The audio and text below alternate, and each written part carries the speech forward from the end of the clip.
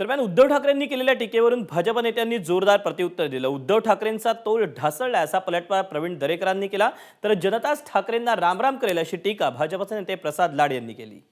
उद्धव ठाकरेंचा तोल ढासळलेला आहे आणि भारतीय जनता पार्टीच्या विषयी जनमनामध्ये एक वेगळ्या प्रकारचा आदर सहानुभूती निर्माण झाली, त्याची मळमळ उद्धव ठाकरेंना होताना दिसते। त्यांनी गेल्या काही वर्षात जी रावणी प्रवृत्तीनं ते काम करतायत त्याचा तर अधोगतीला सुरुवात झाले।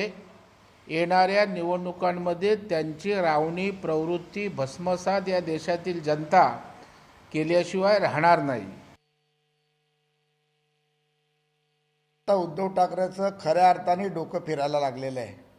जे उद्धव ठाकरे भाजपाला जय श्री राम मुक्त करण्याची भाषा करतायत, या महाराष्ट्रातली देशातली हिंदू जनता उद्धव ठाकरेचा श्रीराम जयराम केल्याशिवाय राहणार नाही। भारतीय जनता पार्टीने कधीच म्हटलं नाही की राम हा आमचा एकट्याचा आहे। मुख्यमंत्री होते तेव्हा घरामध्ये सावरकर जयंती पुण्यतिथीला साधा पाया पडण्याचं काम ज्या उद्धव ठाकरेंनी केलं नाही, त्या उद्धव ठाकरेंना भगूरला जाण्याचा अधिकार नाही।